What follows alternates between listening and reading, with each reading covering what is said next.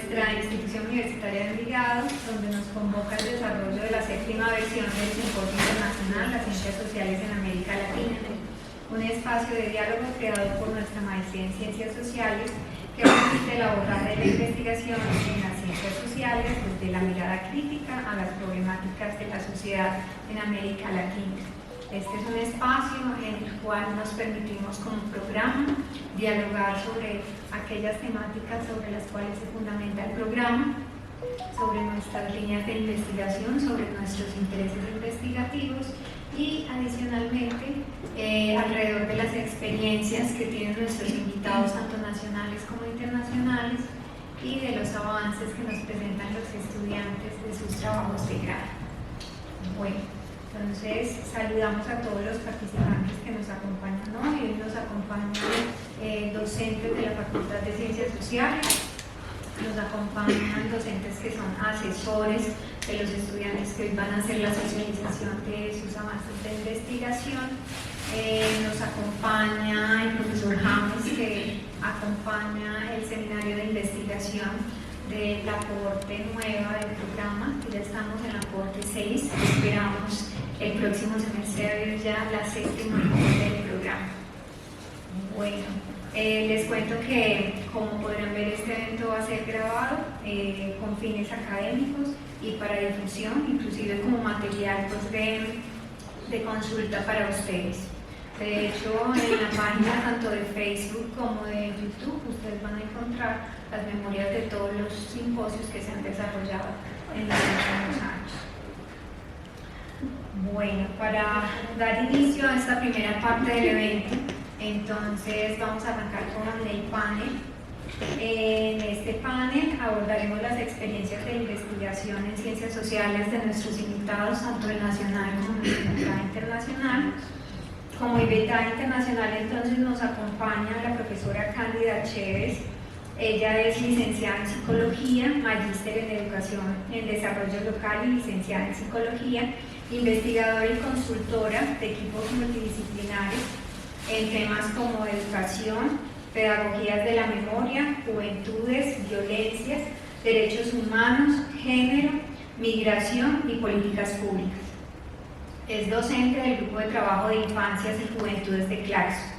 También se articula en diferentes espacios con academia, gobiernos locales, instituciones de gobierno central, organizaciones de la sociedad civil y organismos internacionales para la implementación de investigaciones, procesos de formación, políticas públicas de juventudes y violencias. Nos acompaña entonces desde la Universidad Centroamericana José Simeón Cañas de El Salvador. Nuestro otro invitado es el profesor a quien ya ustedes conocen un poco más, es el profesor Nelson Vargas Peña, licenciado en Español y Literatura, magíster en Educación y Desarrollo Humano, candidato a doctor en Educación. El profesor Nelson se desempeña como evaluador de tesis de maestría y pregrado, investigador en el campo educativo, formulador de proyectos educativos, miembro de investigación, maestros y contextos, miembro del grupo de investigación Maestros y Contextos de la Universidad de Caldas y actualmente es coordinador académico de la institución educativa Antonio María Claret de Quito. El profesor nos acompaña también en su modalidad de posgrado, de su doctorado, nos acompaña y lo viene acompañando también el profesor James. Bueno, invitamos al profesor James para que él nos dé algunas orientaciones sobre la dinámica de este panel. Para quienes no conocen al profesor James, James Alexander Melengue Escudero es docente e investigador de nuestra maestría en Ciencias Sociales, psicólogo, ingeniero en Sistemas y Telecomunicaciones, magíster en Educación y Desarrollo Humano y doctor en Ciencias Sociales, Niñez y Juventud. Profesor James. Bueno, entonces, muy bienvenidos y bienvenidas a este espacio, un espacio de académico, de conocimiento, pero ojalá de intercambio, ¿cierto? La idea es que en este espacio particular que vamos a empezar a abrir, que es el panel, pues no solamente escuchemos, sino que también podamos interactuar con los ponentes nacional e internacional. Entonces, Nelson y Candy, ustedes van a tener 15 minutos para su intervención, máximo 20. Cuando esté más o menos entre los 13 minutos les hago una ceñita. Si se requiere que tomen los 20 minutos, entonces pues lo pueden hacer. Igual, pues yo les hago otra seña cuando ya esté llegando a los 20 minutos. Lo otro es que una vez finalizadas las dos intervenciones, abrimos entonces el espacio de interacción con el público, ¿cierto? Entonces por eso les invitamos a que tengan escucha atenta, activa y que pues tomen nota, que no se queden con las inquietudes que les puedan surgir, ¿cierto? O los comentarios o reflexiones que les pueda abocar las intervenciones.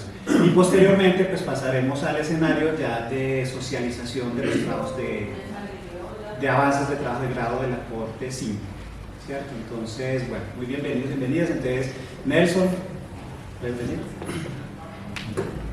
Uno trabaja con amigos, entonces por eso uno invita siempre a los amigos a ese tipo de eventos. Nelson y yo tenemos una historia ya larguita de trabajo, desde que nos conocimos cuando hicimos la maestría, no conseguimos el corte, pero sí fuimos compañeros por lo menos de maestría, y pues ya ahorita en el rol de su desarrollo doctoral pues nos volvemos a juntar acá, ¿cierto? Y eso pues la academia también le permite construir como esas alianzas y esas complicidades. Entonces Nelson, muy bienvenido a este espacio de la Universidad de Envigado. Todos tuyos.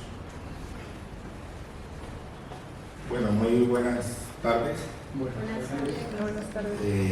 Para mí es un placer, como dijo James, encontrarme en este espacio que para mí ya empezar esta nueva etapa de mi vida como conferencista me pone un poco nervioso frente a eso, porque siempre la había tenido un poco de pánico a participar en este evento y digamos que el potencial que uno tiene lo va dejando dormido hasta cuando llega otra persona y nuevamente lo despierta. En ese caso, James, como amigo mío, me ha permitido, digamos, 2 veces tener la oportunidad de hacer este tipo de encuentro, y creo que me van a notar un poco nervioso, pero en la medida que vamos avanzando nos vamos dando cuenta.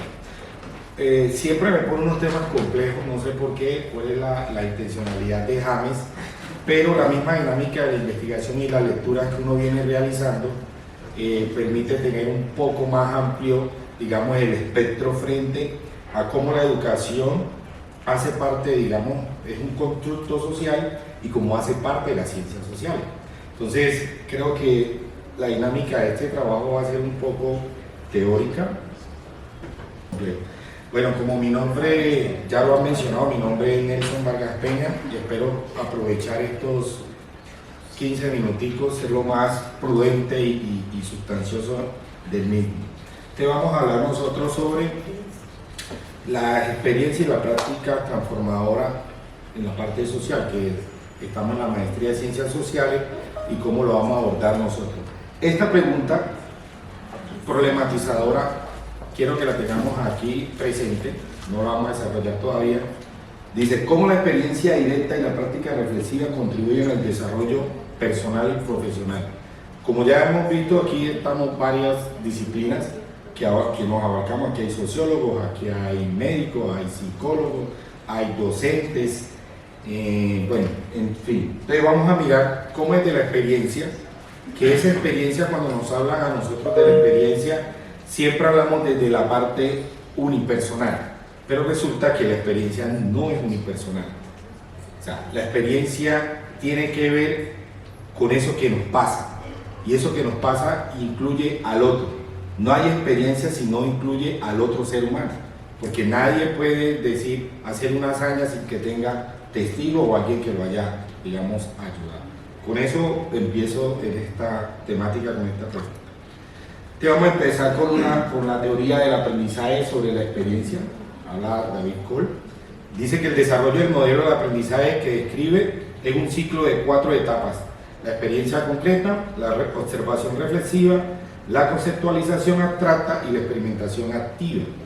Partiendo de estos 3 elementos de este ciclo de Cole, podemos decir: 1, que la experiencia es concreta. ¿Por qué? Porque se da y nos pasa a mí. Es decir, yo estoy como docente en el área de español pero me estoy dando cuenta que hay estudiantes que tienen dificultades en el momento de leer o comprender textos, ¿cierto? Entonces, ¿yo cómo voy a hacer como docente para que esos estudiantes tengan la facilidad de generar procesos de aprendizaje, digamos, de manera más sucinta frente a lo que está ocurriendo con su dificultad de aprendizaje en la lectura, digamos, la comprensión de texto?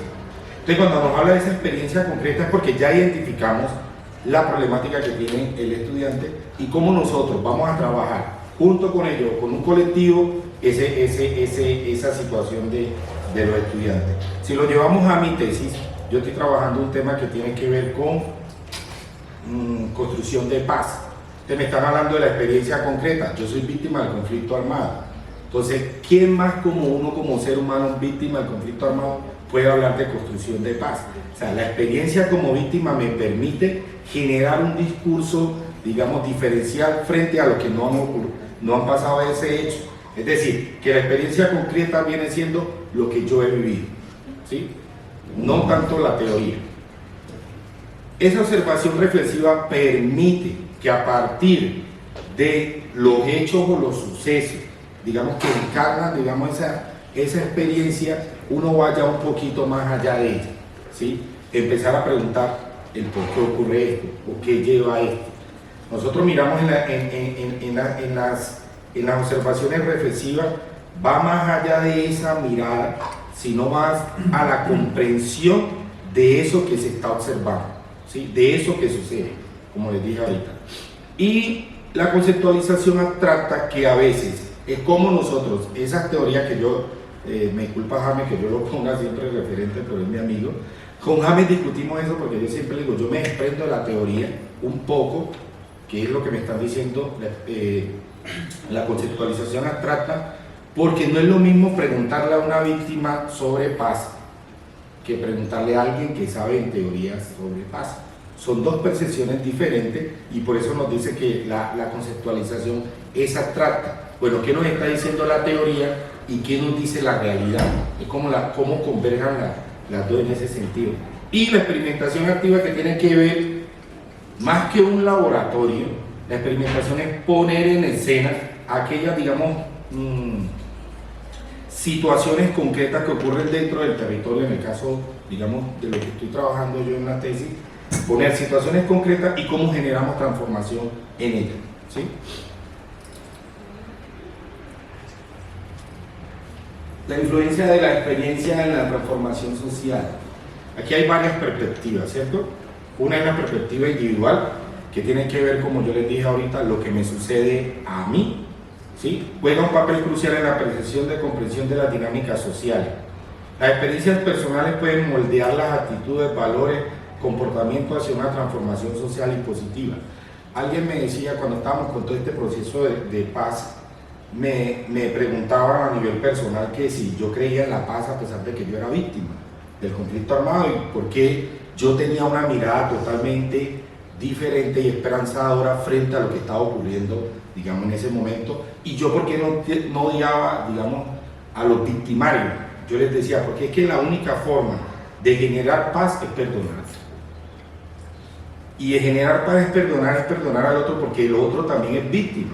Cuando uno está digamos, con esos actores armados, cuando tú hablas con ellos, interactúas con ellos, te das cuenta de que ellos son más víctimas que uno a pesar de que ellos empuñan un arma, ¿sí? Entonces empezamos a mirar esa experiencia, digamos, individual, permite que uno diga, es que ellos también son víctimas, ya sea por una violencia estructural, ya sea por una violencia, como lo plantea Galtung, estructural o cultural, desde cualquier mirada. Entonces uno dice, esa experiencia con el otro, uno que empuña el arma, el otro que está, digamos, que es víctima del conflicto armado, que también son dos actores totalmente diferentes, hace que nosotros tengamos una mirada distinta, pero convergemos en lo mismo.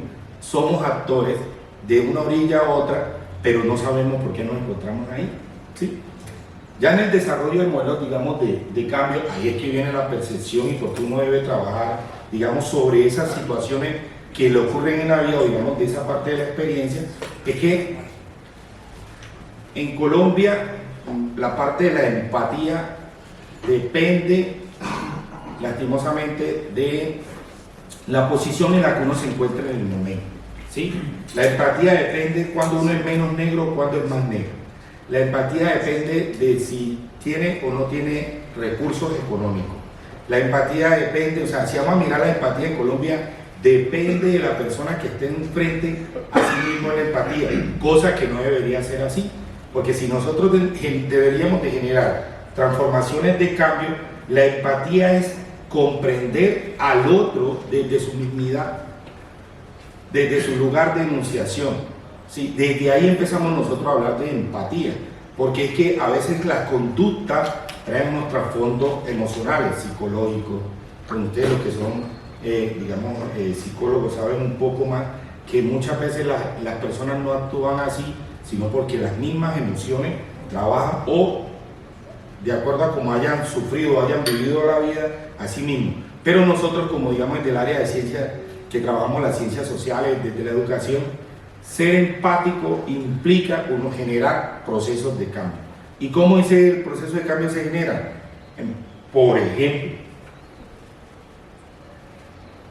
la educación en el departamento del Chocó, desde la percepción del interior del país, es mala. Estamos de acuerdo, es mala.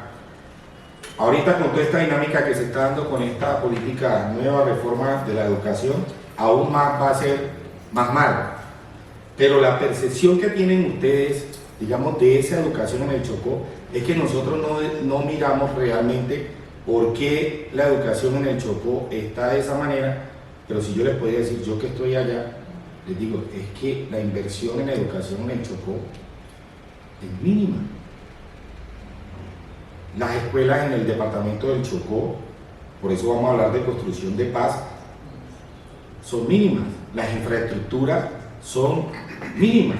O sea, si yo les colocara fotos aquí, nos ponemos a llorar de cómo los maestros, a pesar de que están en ese territorio, por eso hablamos nosotros de desarrollo de modelos de cambio, cómo a pesar de que están en esos territorios que son permeados por la violencia, permeados por un conflicto armado, permeado por una violencia estructural que tiene que ver el Estado colombiano también. Entonces uno se pone a pensar, ¿por qué la educación es así en unos lugares donde el internet no llega y no va a llegar, y si llega el internet no hay energía? Entonces, ¿cómo vamos a transformar nosotros cambios? Que esa es una apuesta, y no voy a hablar del tema de raza, no es el punto aquí, pero ¿cómo vamos a trabajar nosotros, cómo vamos a generar nosotros cambios cuando nosotros nos mininguean, digámoslo así, nos dan poquitas cosas, ¿sí? Lo que sobre, si sobra. Entonces, esas apuestas, digamos que la transformación del territorio, si nosotros queremos ver la transformación del territorio, y vámonos al tema de la política, también existen políticas públicas donde los mismos politiqueros se roban, para nadie es un secreto, hurtan los recursos o los poquitos recursos que llegan. Eso es, digamos que la transformación.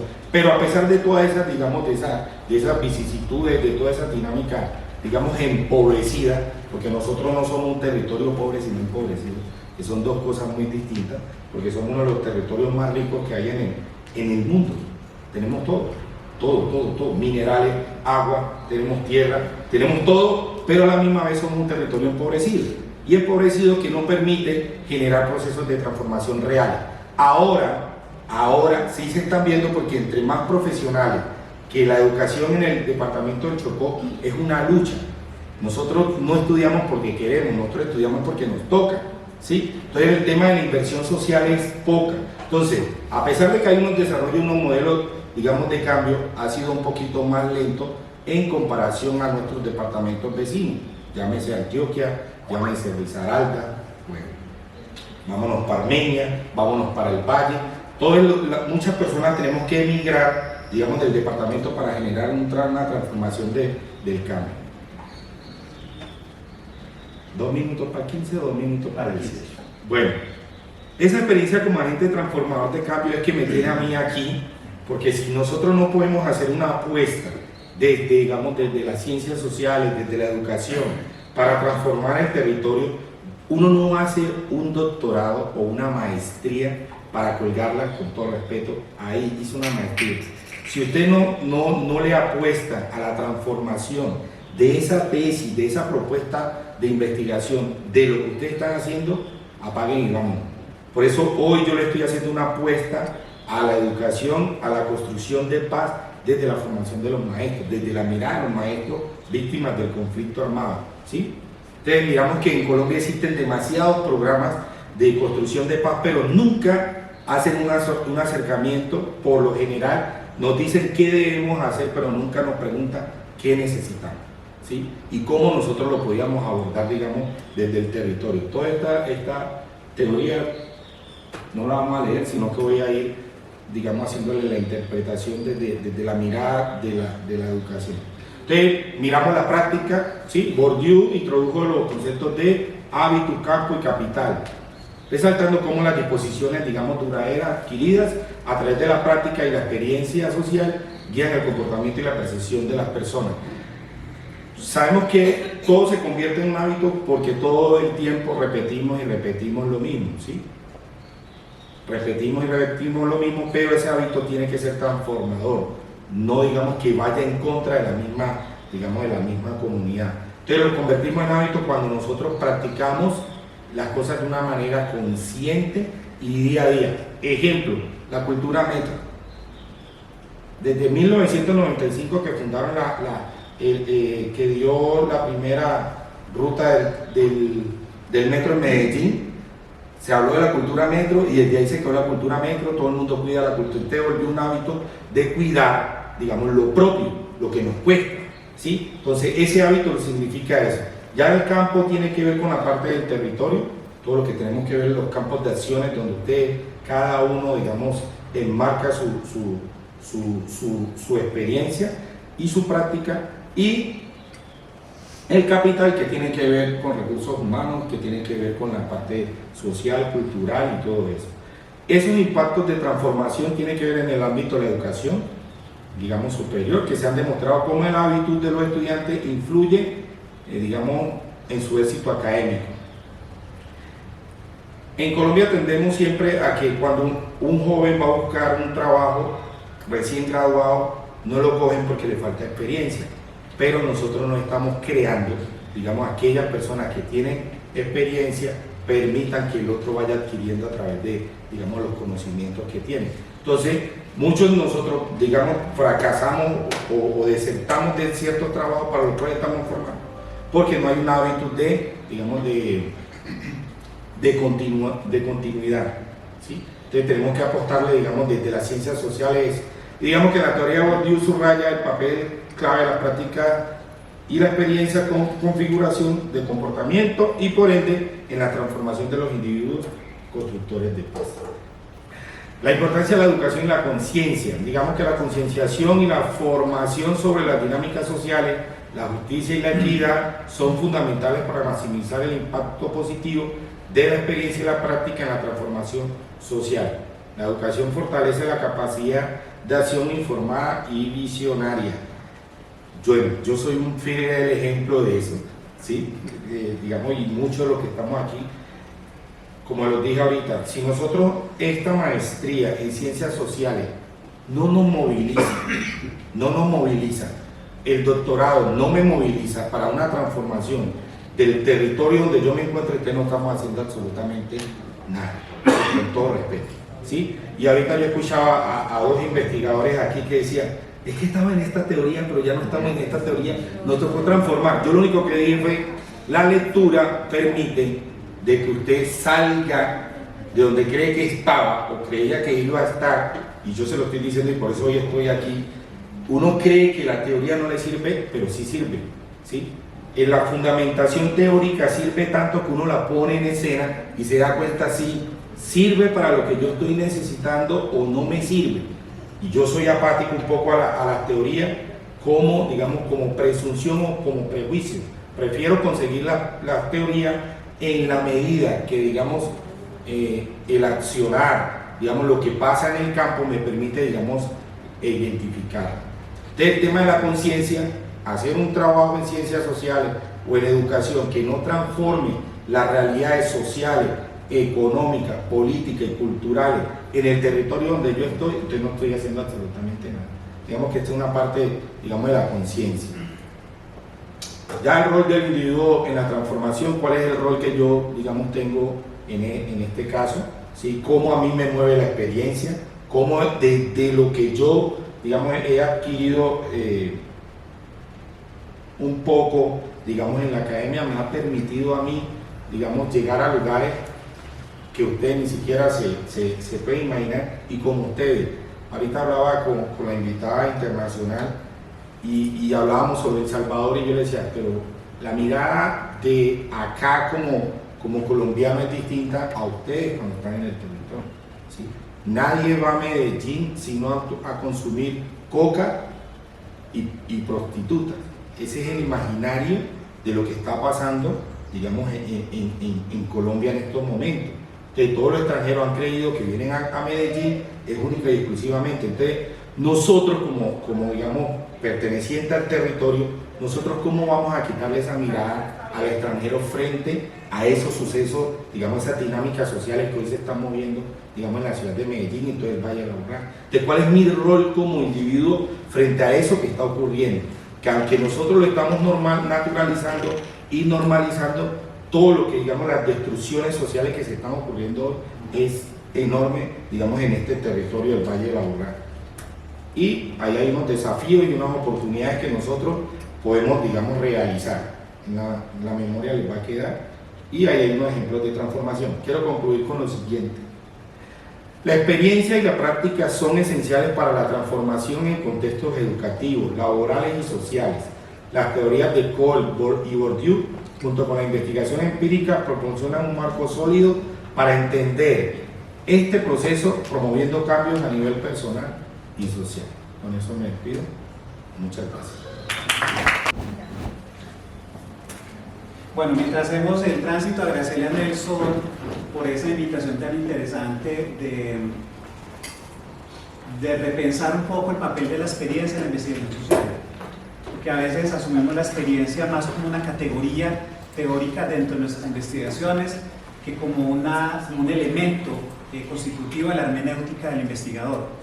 Y yo creo que la reflexión que nos aporta Nelson ahorita es, para ser un buen investigador es necesario también valernos de la experiencia propia, pero sobre todo también un elemento muy interesante que plantea es esa experiencia con alteridad, ¿cierto? Entendiendo que la investigación social se hace con otros y se hace para otros, ¿cierto? No es un asunto egocéntrico en el que solamente hago la investigación de James para James, ¿cierto? El investigador para el investigador. Eso yo creo que ya hace rato, por lo menos en el ámbito social, ya se ha venido superando bastante.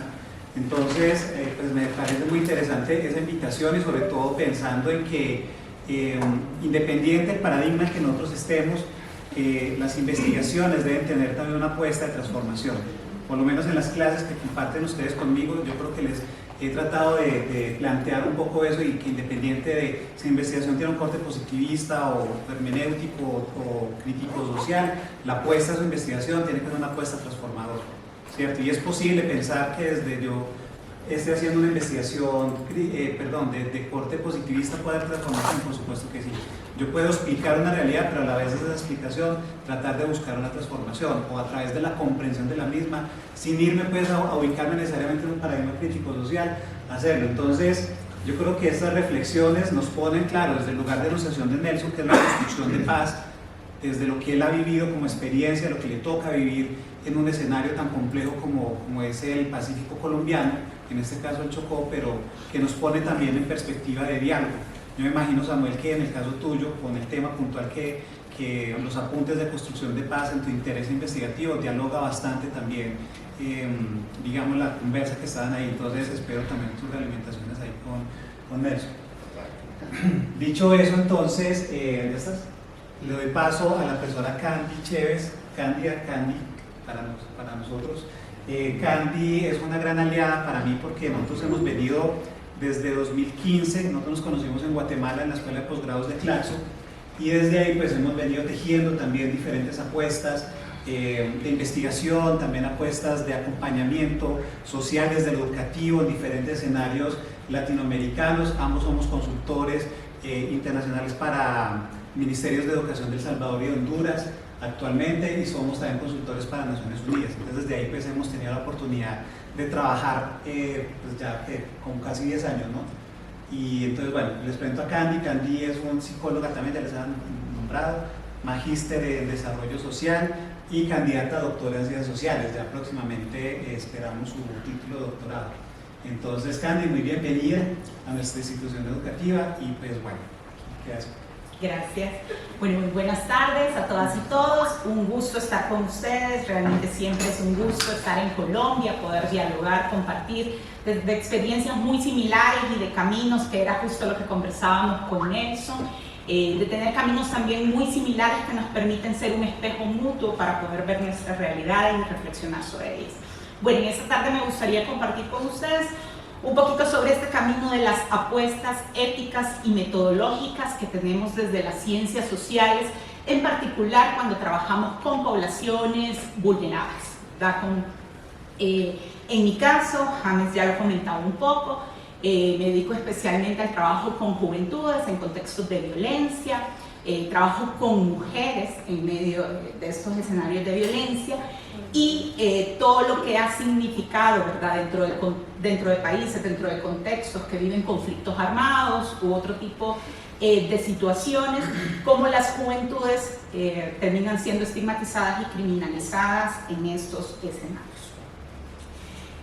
Hablar un poquito, y Nelson, creo que sin ponernos de acuerdo y sin haber hablado previamente de nuestros temas, pues creo que tenemos también muchas coincidencias. Hablar de contextos y violencias de violencias y contextos de precarización nos lleva también a reconocer la historia de los territorios, ¿verdad? Preguntarnos por realidades en el hoy, en el presente de nuestros territorios, implica también tener una mirada al pasado y saber cómo nuestros territorios se han construido. Tanto Colombia como El Salvador vienen históricamente a enfrentar procesos de conflicto armado, procesos de muchos traumas psicosociales, ¿verdad? Procesos diversos de violencia, no solo el tema de los conflictos armados, sino también la violencia social, la violencia del narcotráfico, en el caso de El Salvador, la violencia de las pandillas, y diferentes escenarios que nos exponen en particular a una mirada distinta como investigadores. Como bien decía Nelson, para él no es lo mismo posicionarse como un investigador desde Colombia, desde un territorio en particular, así como para mí lo es posicionarme desde El Salvador, con su propia historia, con su trayectoria, ¿verdad? Entonces, creo que un primer lugar que nos invita a las ciencias sociales es que como investigadoras e investigadores no somos neutrales, digamos, en este escenario. Investigamos las ciencias sociales desde una realidad muy concreta, pero desde una realidad también que nos atraviesa y nos toca. Por ejemplo, apostamos y creemos que los temas no nos llegan al azar ni por casualidad, ¿verdad? Todas y todos, generalmente desde las ciencias sociales, elegimos temáticas que por alguna situación, algún tema del contexto, nos han atravesado en la vida y nos han tocado, ¿verdad? Y a partir de ahí, cuando empezamos a reconocer el por qué tenemos un tema específico de investigación, por qué en el caso de Nelson, cómo no trabajar educación siendo docente, estando en un espacio específico, un trabajador social, trabajadora social desde su propia realidad. Entonces, saber también que a los temas no llegamos tampoco por casualidad, ¿verdad? Los temas desde las ciencias sociales muchas veces nos atraviesan desde una trayectoria biográfica que también es importante reconocer, ¿verdad? Porque esos temas se vuelven relevantes para nosotros y no otros. En afán de broma, con el profe Álvaro al entrar decíamos, uno también en este camino de las ciencias sociales en algún momento dice, no, bueno, ¿por qué investigo esto y no otra cosa? Pues porque esto me interesa y me toca por cuestiones muy particulares, ¿verdad? Y poder tener ese reconocimiento de qué investigamos, por qué y para qué, ¿verdad? Nos hace ser conscientes también de esa realidad que desde las ciencias sociales queremos transformar. Creo que aquí es sumamente importante, o sea, reconocer que hay un aporte como muy relevante que nosotros estamos queriendo hacer, ya sea independientemente del tipo de estudio que uno elija, independientemente del tipo de metodología por el cual opte, hay en sí un deseo de aportar a una realidad concreta y a una situación determinada. contarles un poquito en el contexto de El Salvador. Me interesa también mostrarles cómo yo llego también al tema de las violencias, de las juventudes, y a preguntarme no solo por los traumas psicosociales del presente, sino también cómo estos traumas se han acumulado a lo largo, bueno, de más de 100 años en el caso de la historia de El Salvador. El Salvador es un país, ¿verdad?, muy pequeño, que está en Centroamérica, un país que yo siempre hago la comparación que no es ni siquiera Bogotá. Somos 6 millones y medio de habitantes, casi 2 millones de habitantes viviendo en Estados Unidos, ¿verdad? El tema de la migración es uno de los temas que a nosotros nos atraviesa muchísimo. Y durante la década de los 80 vivimos un proceso de conflicto armado de 12 años que finalizó a inicios de los 90 con una firma de los acuerdos de paz. Un proceso que en el caso de nosotros, que nosotros hemos podido leernos mucho en el Espejo de Colombia, un proceso de acuerdos de paz que para nosotros no tuvo el tiempo para pensar la paz, ¿verdad? Nosotros no tuvimos el tiempo para hablar sobre el dolor de la guerra, de lo que había significado la guerra, sino que tuvimos un proceso de acuerdos de paz que fue una especie de borrón y cuenta nueva, como darle vuelta a la página. El dolor era tan fuerte que la gente no quería hablar de eso, y lo importante era mirar hacia adelante, hacia dónde vamos. Y frente a ese contexto, en los años 90, pues toda esta política neoliberal, la visión de desarrollo, la visión de mirar al futuro, fue lo atractivo, ¿verdad? Y fue, olvidémonos del dolor, para que recordar, miremos hacia adelante y en lo que podemos construir. Pero eso, para el caso de El Salvador, le representó entrar a un nuevo contexto y a una nueva forma de violencia social, que fue la que por muchos años fue conocida como la violencia de las pandillas, ¿verdad? Todo un proceso complejo que requiere su propio análisis y, bueno, todo su propio campo de estudio, el tema de la violencia pandilleril, pero que, digamos, atravesó durante 30 años en la historia de El Salvador, tanto con gobiernos de derecha como con gobiernos de izquierda, una característica en particular, que fue la política de seguridad y el abordaje, digamos, o la ausencia de las políticas sociales para trabajar el tema de la violencia. Digamos, 20 años de gobiernos de derecha, 10 de gobiernos de izquierda, y un desencanto frente a las democracias. En general, digamos, nosotros vivimos un proceso de desencanto con las promesas de la democracia. Y eso nos llevó a que en el 2019, pues, se presentara en El Salvador una nueva figura política, ¿verdad?, que es muy conocida a nivel internacional, y que ofrecía, digamos, una nueva promesa, que ya no estaba tanto vinculada aparentemente ni a derechas ni a izquierdas, pero que prometía la salvación de aquel problema que era el principal del Salvador, o que se intentaba posicionar como el principal del Salvador, que eran las pandillas, ¿verdad? Sin embargo, este posicionamiento, digamos, de manera muy mesiánica, pero además, como Nelson bien lo mencionaba, instalado, digamos, bajo toda una estrategia de comunicación, una estrategia de marketing, una estrategia de publicidad, que permitiera mostrar al exterior, digamos, no necesariamente la realidad que se vivía en El Salvador, y sin resolver las causas profundas, digamos, tanto de las violencias como de las desigualdades que enfrenta el país. Esto deja, digamos, dentro de este escenario una situación donde las y los jóvenes, por ejemplo, continúan siendo el principal foco, digamos, o ataques en el tema de estigmatización y criminalización, ¿verdad? El Salvador pasó de 2 años, en 2 años, de tener 30.000 personas detenidas a tener 120.000 personas detenidas, ¿verdad? Y de estas 120.000 personas detenidas, casi un 70% menores de 29 años, y no con procesos, o más bien sin la realización de procesos que permitan realmente demostrar que sean jóvenes que estuvieron vinculados a alguna situación delictiva. Entonces, el tema, por ejemplo, de cómo la seguridad o la promesa de la seguridad fue el cambio de decir, bueno, vendemos la libertad a cambio de la seguridad, ¿verdad? Estamos dispuestos a hablar de ausencia de derechos humanos a cambio de tener seguridad en el país, nos deja realmente en un escenario donde las ciencias sociales viven el desafío de poder visibilizar y seguir comprendiendo las realidades que los jóvenes y otros sectores de la población siguen experimentando a nivel de El Salvador. O sea, El Salvador no es el país de las maravillas que se presenta, El Salvador no ha resuelto sus problemáticas estructurales en esencia, ¿verdad? O sea, las dificultades siguen existiendo, solo que están maquilladas de una manera diferente para poderse mostrar.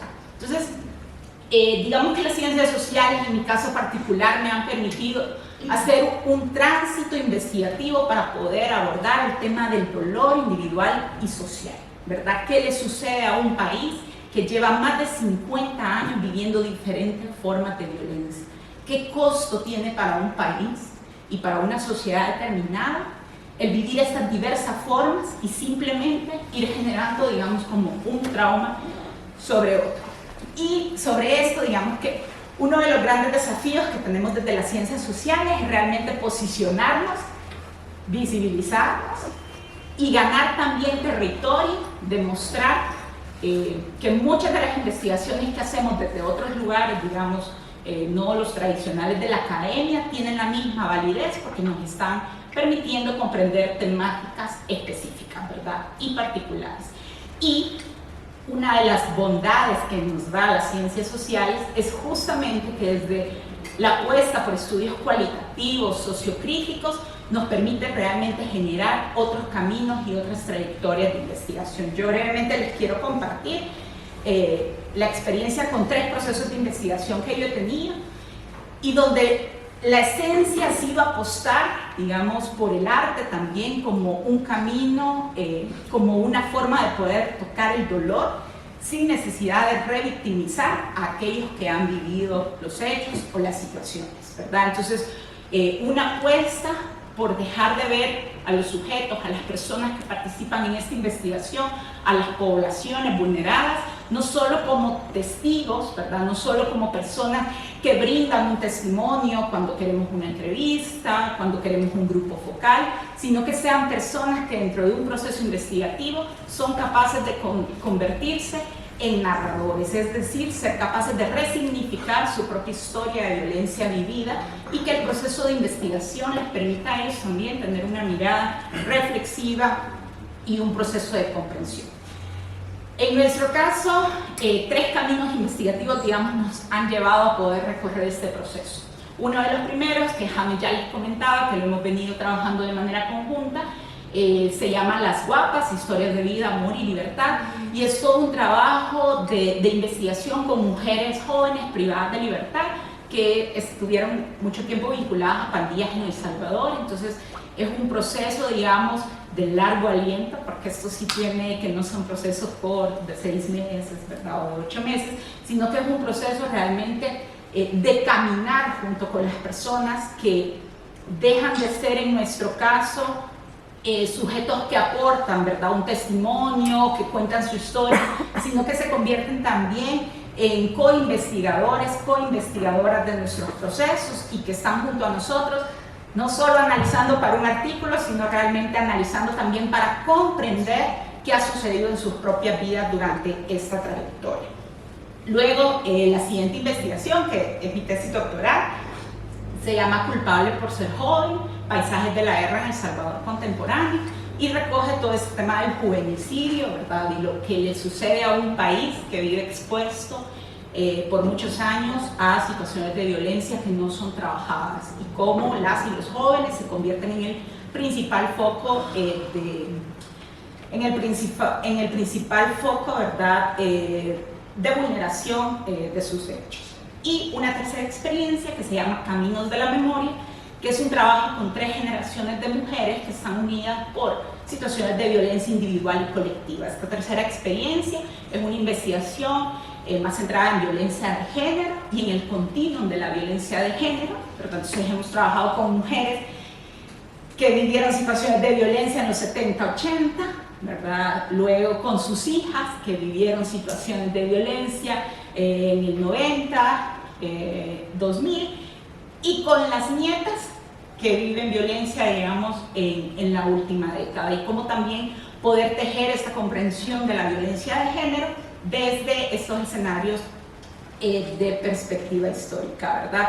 Quizás hacer rápidamente un recorrido por estas apuestas metodológicas que nosotros tenemos. Como les mencionaba al inicio, el reconocimiento de un signo autobiográfico, ¿verdad? Del tema de reconocer también por qué hay ciertas temáticas que llegan a nuestra vida, por qué hay ciertas temáticas que nos llaman más que otras, y qué hay en ese proceso del reconocer, que no por eso significa, y esto nos invita a pensar desde las ciencias sociales también la llamada objetividad del investigador.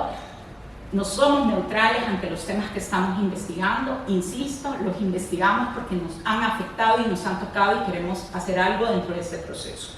El proceso de ver el camino de la investigación como un camino de expedición, como una expedición en la que vamos recorriendo diferentes lugares, ¿verdad? Y construimos toda una bitácora de este camino, de los lugares que vamos encontrando, de los procesos que vamos identificando.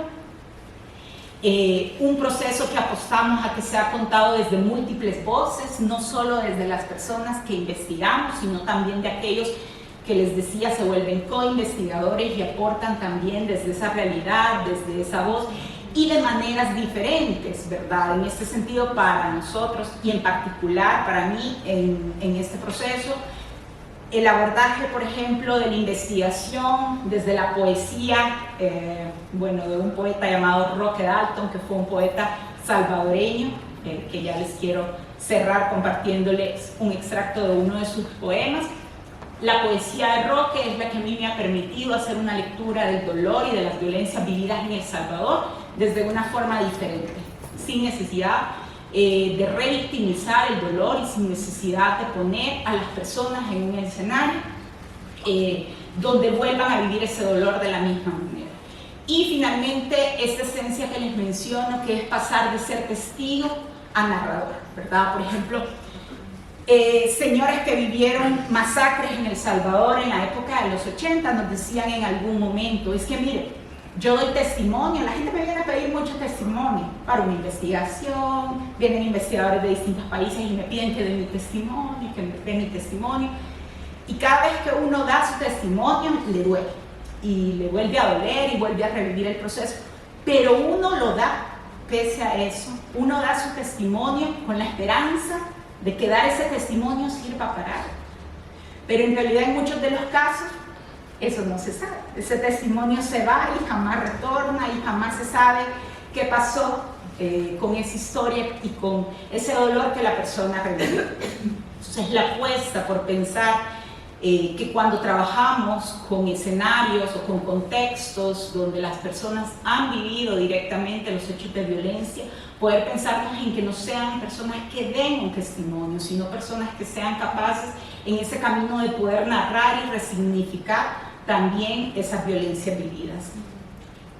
Y pensarnos entonces que desde las ciencias sociales es una oportunidad, una ventana, ¿verdad?, para no solo transitar los caminos ya existentes, sino que yo creo que las ciencias sociales también nos permiten inventar nuevos caminos, proponer, como también dejar el temor, no solo pensar en recorrer los caminos que ya otros nos han propuesto, sino abrirnos también a la posibilidad de proponer y construir otros caminos posibles, no solo para pensar esa realidad, sino también para transformarla. Y quisiera cerrar leyéndoles un extracto de un poema de Roque Dalton que para mí ha significado como este sentido de por qué hago lo que hago. Uno hace versos y ama la extraña risa de los niños, el subsuelo del hombre que en las ciudades ácidas disfraza su leyenda, la instauración de la alegría que profetiza el humo de las fábricas. Uno tiene en las manos un pequeño país, horribles fechas, muertos con cuchillos exigentes, obispos venenosos, inmensos jóvenes de pie, sin más edad que la esperanza. Uno se va a morir, mañana, un año, un mes sin pétalos dormidos, disperso va a quedar bajo la tierra, y vendrán nuevos hombres pidiendo panoramas, preguntarán qué fuimos, quiénes con llamas puras les antecedieron, a quienes maldecir con el recuerdo. Bien, eso hacemos, custodiamos para ellos el tiempo que nos toca. Este es un extracto del poema Porque escribimos de Roque Dalton. Muchas gracias.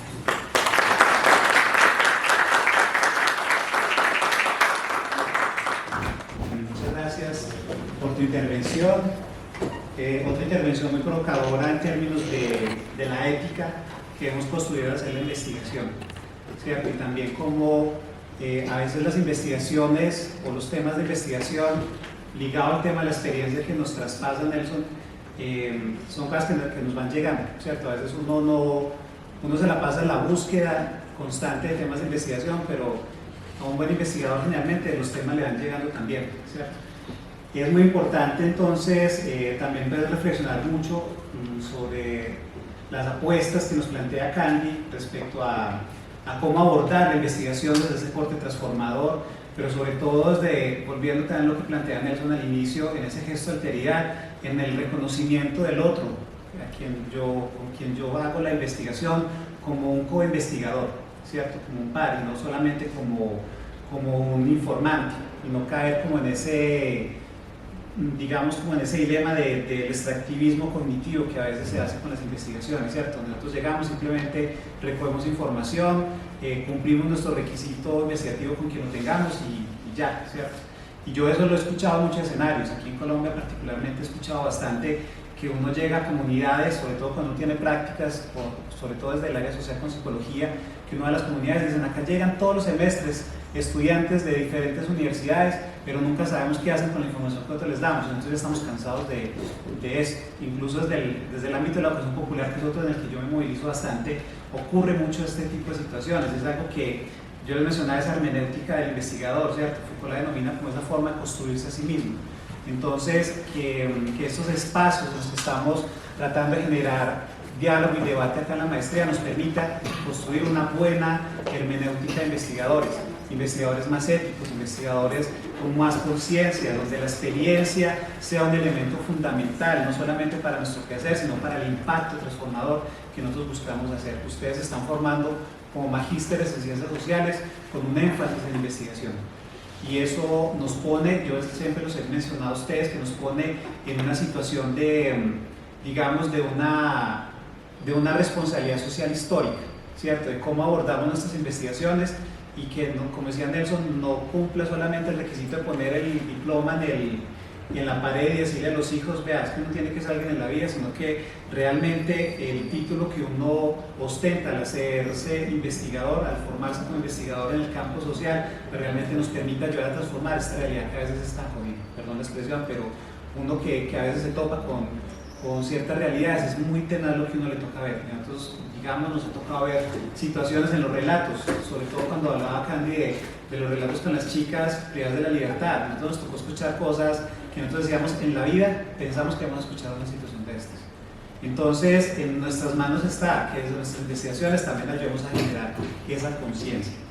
Bueno, entonces dicho eso, queremos abrir el espacio de 15 minutos de intervención de parte del público, por si tienen preguntas, comentarios, reflexiones frente a lo que han escuchado en este primer escenario del simposio. Entonces, profesor Álvaro, bienvenido.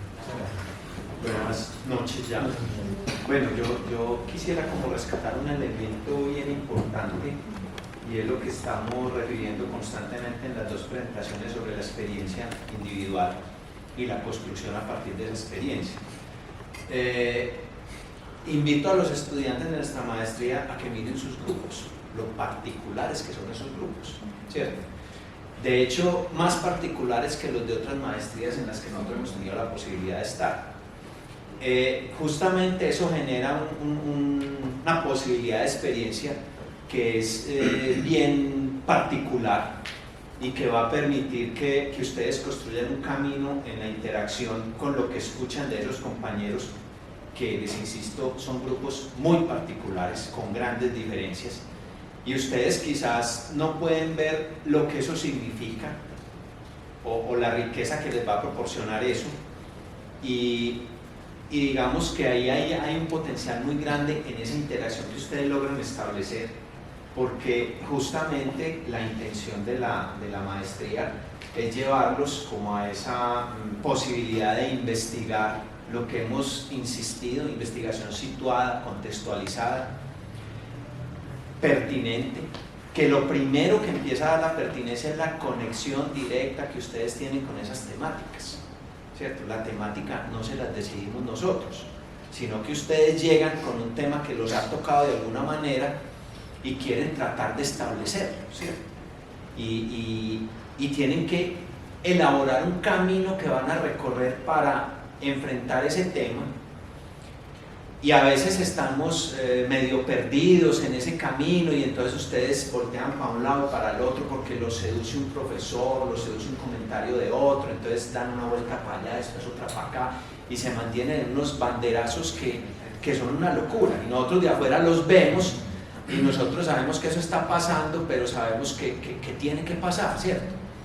Y a la final todo concluye en que ustedes con su asesor se las empiezan a entender con esa experiencia, y se trata de que ustedes sean capaces de un avance como el que presentan nuestros compañeros aquí en otros procesos de formación, digan, vea, es que yo opté este camino por esto y esto, y que nosotros que somos sus docentes o sus jurados seamos capaces de respetar ese camino que hicieron. Quedó tan bien hecho y tan bien construido que ustedes fueron capaces de decir, no, es que es este el camino, como lo construí con el acompañamiento de mi asesor, y es este.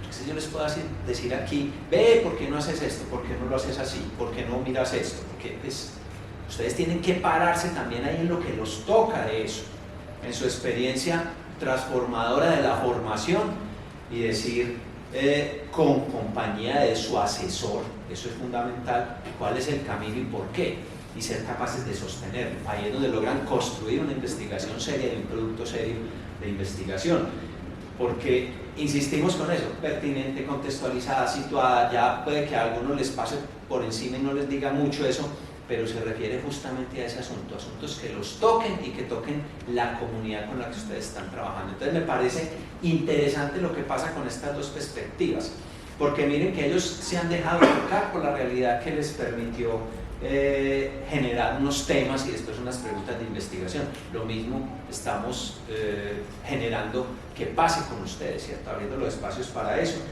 y es una apertura grande de una maestría que llamamos genérica, ¿cierto? Genérica pero investigativa, y que permite que estén diferentes disciplinas aquí, que estemos diferentes disciplinas. Me parece interesante si logran hacer la conexión y que la hagan la conexión también con los trabajos que ustedes, unos están terminando y otros están en la mitad y otros están empezando. Entonces es interesante que logran hacer esa conexión. Yo sí quisiera, yo soy del doctorado en Ciencias Sociales de la UPB, ya proceso de defensa de tesis, y quiero como lanzar una pregunta que siempre me quedó como en el doctorado, que siempre la planteo, y es porque estamos en un sistema neoliberal que le plantea como a la ciencia la necesidad de predecir cosas. ¿Ustedes qué piensan? ¿Las ciencias sociales estarán en el lugar de poder predecir o no? Y me parece importante pensar esa pregunta porque el sistema nos lleva a eso, que tenemos que ser efectivos, y eso es lo que nos pide también la sociedad. Entonces ahí tendríamos que tener como una posición clara epistemológicamente para poderle dar respuesta a eso. Yo pienso que uno de los limitantes grandes que tienen las ciencias sociales es que no podemos predecir. Entonces, para mí eso es un limitante grande, que trabajamos el aquí y el ahora y podemos plantear en pasado, pero no son tantas las variables que intervienen en lo social que es muy difícil crear un criterio predictivo. Me gustaría entender o poder comprender ustedes qué perspectiva tienen en relación a esa exigencia que nos pide el mercado, o sea, que nos pide precisamente que es predecir. Si vamos a trabajar con el gobierno, nos piden que hagamos predicciones. Si trabajamos con una organización, que hagamos predicciones. Pero cuando yo hago el doctorado en ciencia social, lo que me encuentro es Sagres de la predicción. como ¿sí me entienden? Entonces, por eso hago la pregunta. Bueno, espero que sean nuestros invitados quienes... Pero no sé si hacemos una rondita de varias. Bueno. O con quién. Empezamos. Sí, dale. Entonces le damos la palabra a Pablo. Bueno, mi nombre es Pablo Arango, yo soy especialista en ciencia de datos. El rol de las ciencias sociales en la predicción es más... Perdón, es que estoy saliendo de una gripa impresionante. El rol de las ciencias sociales en la predicción es más la generación de bases de datos para alimentar los modelos que predicen, ¿cierto? Hay un montón de inteligencia artificial que se dedica a modelos predictivos. ¿Cuál sería el rol de las ciencias sociales en el corto, me imagino que también en el largo plazo? La alimentación con sus hallazgos de las bases de datos que se van a utilizar para poder realizar predicciones, pero de que sea solamente una responsabilidad del investigador social, lo veo muy difícil, porque por eso es que se crea como esa amalgama de disciplinas que al final entran a poder realizar todos esos procesos de predicción. Entonces, el investigador social tenga que encargarse del 100%, lo veo muy complejo, pero si el investigador social tiene que aportar, o por lo menos en el corto o largo plazo, aprender a crear bases de datos. La que más se usa son bases de datos que se llaman CSVs, Comma Separated Values, valores separados por comas. Esa es como la base de datos más básica que tiene, pero yo creería yo que a corto plazo se tiene que aprender a utilizar. Pero que lo tengas que hacer tú solo como investigador social, la veo muy complejo. Es poner en modelos predictivos ya directamente porque son pues, números, básicamente. Entonces, Es que desde la más, qué pena, desde la más profunda ignorancia a la área del conocimiento, ¿cómo se podría entonces poner en CBS el impacto de las experiencias individuales? O sea, ¿cómo estandarizar a través de medidas matemáticas, no sé cómo llamarlas, ni siquiera sé si es matemáticas, el impacto que, por ejemplo, mi trabajo es de género, la violencia basada en género en determinada población, o el impacto que tuvo la violencia en la población del compañero Nelson o de la profesora Candy? Porque realmente, o sea, yo entiendo que esa es la inquietud que tiene. ¿Cuál es tu nombre, compañero? Orlando. La inquietud que tiene Orlando, porque sí, es cierto que si uno está en la posición, él la pone de un consultor, esas predicciones, esas adivinaciones, esas bolas de cristales, pues de cierta forma lo cualitativo le da una posibilidad de hacer como mínimo una proyección, pero de igual manera la proyección no es una garantía, porque desde que yo elaboro la proyección hasta el momento en el que se cumple lo proyectado, me pueden afectar unas variables alternas. Total, lo que pasa es que lo que buscan los modelos predictivos no es predecir 100%, porque siempre va a haber, como tocaba decir, un margen de error grande, ¿cierto? La máquina no es perfecta, incluso pues la inteligencia artificial que creen que es sintiente, pues que ya va a hacer todo ella sola, la verdad no lo es. El computador en sí es prácticamente, pues disculpa la palabra, un idiota, y uno tiene que darle las pautas tan desmenuzadas y tan claras, incluso más que a una persona, para que él pueda hacer sus mediciones y sus pronósticos, ¿cierto? Por eso es que se desmenuza tanto casi que a valores que se separan por comas, pues un valorcito separado por una coma para que él como que lo pueda procesar. Entonces que 100% una inteligencia artificial pueda reemplazar el trabajo de deducción, ¿cierto? Y sintiente, porque te estás poniendo en los zapatos del otro muchas veces en las ciencias sociales, ¿cierto? Y al final pues también incluso cuando se trabaja lo cualitativo, el investigador social entra a ser pues también como un artesano de cómo va a crear sus propios medios para evaluar la información, ¿cierto? No creo que eso en algún momento, sobre todo en el corto plazo, se pueda como digitalizar, lo que la inteligencia artificial lo haga, es muy difícil.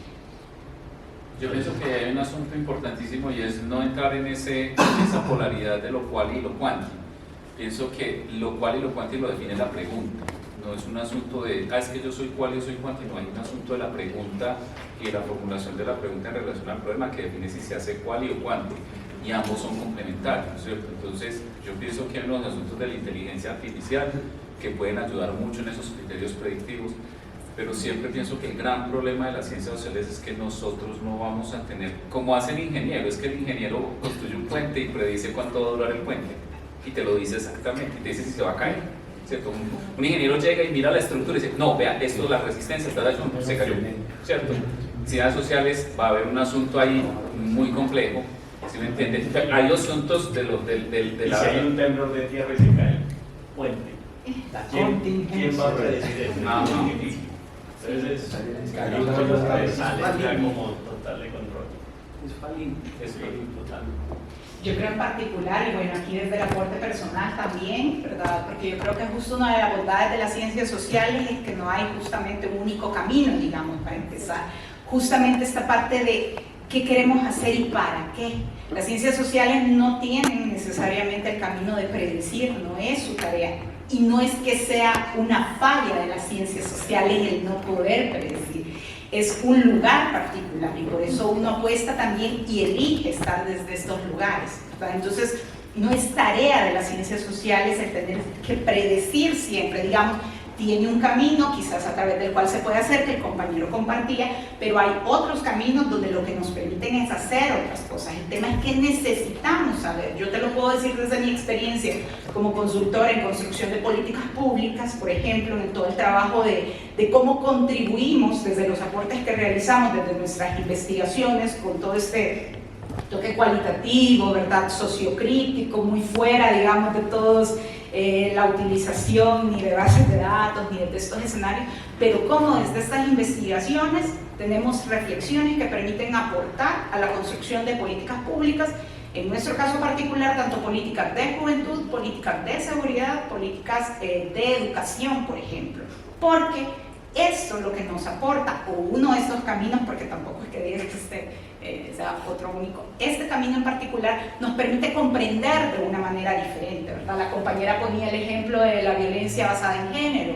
Obviamente habrá, si a mí lo que me interesa es extenderme o conseguir representatividad, predicción y todo, ok, optaré por un camino, pero si a mí lo que me interesa comprender son experiencias particulares, ¿verdad? Y poder comprender cómo en territorios concretos se han dado las situaciones de violencia y cómo las mujeres han enfrentado estos procesos y de tal manera, entonces yo opto por otro camino, que lo que me va a dar también va a ser un aporte para construir, pero como decía el profe Álvaro, ¿cuál es la diferencia? Que tengamos claridad, que sepamos nosotros también decidir para qué queremos aportar lo que hacemos, ¿verdad? Porque, por ejemplo, no me voy a ir por mi camino y voy a decir que lo que quiero es predecir. Yo estoy aportando a cosas muy particulares, que es lo que yo he elegido, también es lo que quiero aportar, y en el camino como también que he decidido en el que quiero trabajar como estos, pero también, digamos, para no sobrecargar que de pronto, y no solo pensándolo desde las ciencias sociales, sino también pensar que desde estos métodos,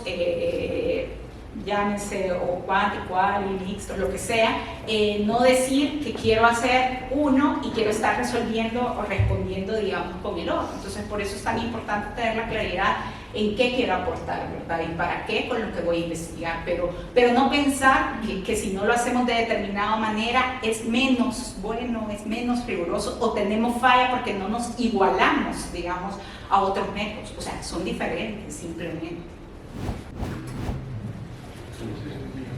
Las dos ponencias a mí me evocaron un autor, un sociólogo norteamericano que se llama Charles Rahim. Tiene un texto que yo se lo recomiendo a todas y todos los que están en ese asunto de definir lo metodológico. Se llama La construcción de la investigación social. Yo ese texto no lo había trabajado nunca en toda mi trayectoria hasta el doctorado, y me lo sugirió mi tutora cuando estaba armando la estructura metodológica de mi tesis doctoral. Y el argumento de la recomendación, ella lo decía, la investigación social no puede separar nunca episteme y realidad. Si separamos esas dos cosas, la investigación va a quedar corta. O sea, lo que expliquemos de la realidad, si no conversa con la realidad, no se va a parecer a la realidad. Y mi tutora, que es una antropóloga, me decía, el trabajo de campo, el acercamiento a los actores sociales, el acercamiento a la realidad, no se puede dejar para lo último. Hay que hacerlo desde el principio. La investigación social tiene que tener rostro, tiene que atravesarnos, incluso coincido con los dos ponentes, tiene que tocarlo a uno. Y incluso hay una frase también de otra socióloga muy reconocida aquí el contexto de la investigación en Colombia, se llama Umelia Galeano, que ella decía, las investigaciones lo buscan a uno, los temas lo buscan a uno y uno se debe encontrar. Entonces es muy importante en la formación de ustedes que tengan en cuenta que la investigación social tiene que estar atravesada de subjetividad. Es la característica fundamental de la investigación social. Gracias. Gracias, buenas noches. Un guión muy breve. Quería respecto de la pregunta que hace el doctorando, que nos situáramos en la perspectiva de para qué predecir las ciencias sociales. Usted mismo hablaba del neoliberalismo. Evidentemente ahí habrá algún campo político, socioeconómico, etcétera, etcétera, que en un momento dado estará pendiente de algo predictivo por efectos de su misma dinámica. Tenemos un mercado, tenemos unas situaciones sociales que anticiparnos a que se produzcan, etcétera, etcétera, etcétera. Pero la contrapregunta es, ¿las ciencias sociales son ciencias para el control social? ¿O realmente las ciencias sociales, como dice la doctora, es un espacio donde hay muchos caminos, muchas preguntas y muchas respuestas? Entonces, muchas gracias, Jorge. Bueno, en aras del tiempo, como las investigaciones en el ámbito social, muchas de las conversaciones terminan siendo rizomas. ¿Saben qué son rizomas? ¿Cierto? La teoría de rizomas de Deleuze y Guattari, como raíces que van generando como otras perspectivas. Entonces, bueno, que esa sea la abrebocas a que nos consolidemos como comunidad académica. Yo creo que es muy importante que estos espacios nos permitan generar el diálogo que supere, digamos, la mirada de un simposio, que nos permita también a través de los espacios de los seminarios seguir las discusiones y pues bueno, seguirnos encontrando desde las líneas de investigación y esto. Agradecerles a nuestros invitados por su generosidad en la palabra, por su generosidad en el tiempo y en el desplazamiento, porque tanto Nelson, que viene desde Quibdó, como Candy, que es de El Salvador, pues se desplazaron entonces para estar acá con nosotros, sus propios recursos, contando con su propio tiempo, a veces dejando algunos compromisos que tienen asumidos para estar acá. Entonces, bueno, un aplauso para ellos. Esperando poderlos tener en el futuro como parte de esta comunidad académica. Bueno, muchas gracias. Entonces, hasta aquí cerramos pues como la sesión inicial. Terminamos entonces la grabación que nos están ayudando pues a realizar desde Comunicaciones Hoy.